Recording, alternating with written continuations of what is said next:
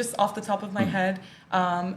Really weird and something that Western actresses don't really get when they message me like, hey, I'd like to do some films in Japan. I'm like, cool, when are you coming? Because I work as an agent sometimes. Like, cool, when are you coming? And they're like, next week. You can't do that. You have to, all of the contracts have to be signed 1 month in advance. And the reason why they do that in Japan is because not all girls are like me. Some girls don't really want to do this kind of work, so the 1 month acts as a buffer. They sign the contract. Like they prepare themselves. Is that right? Prepare themselves, but it gives them time. The reason why the law this rule is in place is it gives them time, in theory, to change their mind if they don't want to do AV. So 1 month. So I say, hey, you're gonna do a film next month, and you sign the contract. But before we film, if you cancel, it's gonna be a hassle, but you're not gonna be in trouble. Nothing. But if you cancel after you shoot, you need to get back the money that we paid you, and you're probably not going to get any more films. But within that month period, it is a little bit of a buffer. Do they do the same in like the US or? Not at all. No, you could be like, hey, can you film tomorrow? And you're like, yeah, no problem. It would just be a matter of STD. Do you have a proper and valid STD test at that point? But the 1 month buffer is annoying for people like me who are like, I'm ready to go. Like, I like this work. I'm ready to go. Yeah. But it is in place to protect maybe women who don't necessarily want to do this work.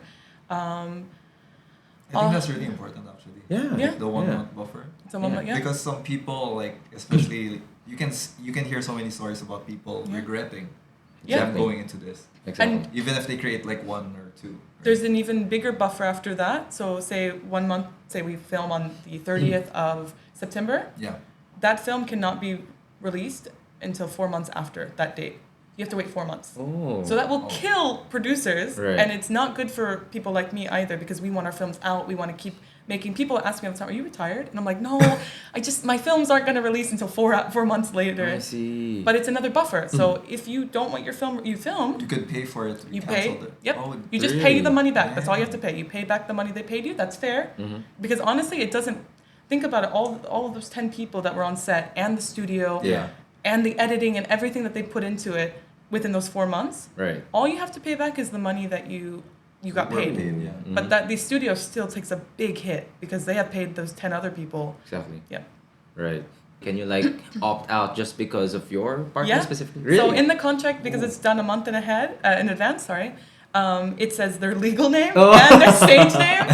And it's like... So you can do research prior, right? You can do research, and partner. we're allowed to blacklist anyone we don't like. So when I talk to a studio, I'm like, hey, I blacklisted one person before, and I just say, hey, they say, who do you not want to work with? Or actress or actor, director as well. And I say, oh, these people I will not work with. Oh, even like, directors? Yes, I blacklisted a director before too. Right. So you can do that, and they give you the name in advance, so in case that studio doesn't know that you've blacklisted that person, you can still say, oh, I can't work with this person, please find another person. Yeah, interesting.